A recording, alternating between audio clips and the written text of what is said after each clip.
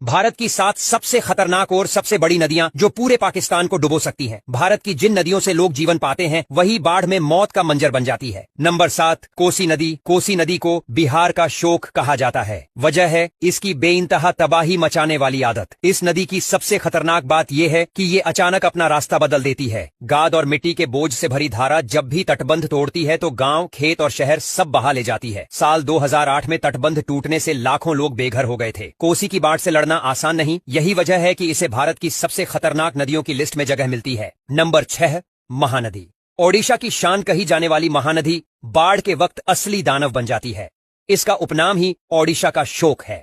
इसी नदी को काबू करने के लिए एशिया का सबसे बड़ा हीराकुंड बांध बनाया गया, लेकिन फिर भी जब पानी बढ़ता है तो नीचे के इलाके डूब जाते हैं।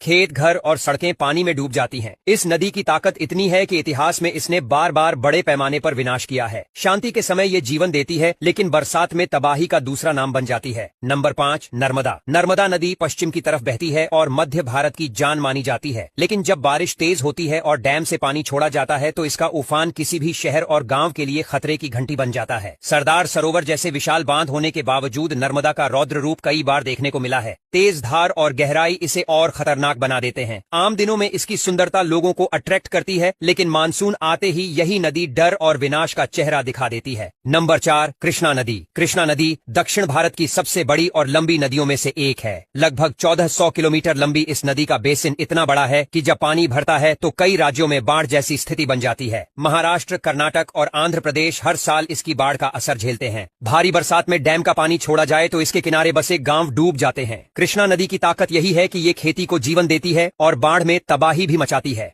नंबर 3, गोदावरी नदी। गोदावरी नदी को दक्षिण गंगा भी कहा जाता है। ये प्रायद्वीप भारत की सबसे लंबी नदी है और जब ये उफान पर आती है तो पूरा कोस्टल एरिया पानी में समा जाता है। आंध्र प्रदेश और तेलंगाना में हर साल इसकी बाढ़ लोगों के लिए मुसीबत लेकर आती है। खेत, सड़कें और गांव सब कुछ डूब जाता है। इसकी धारा इतनी तेज होती है कि नाव और पुल भी टिक नहीं पाते। गोदावरी की ये तबाही ही उसे भारत की सबसे खतरनाक नदियों में शामिल करती है।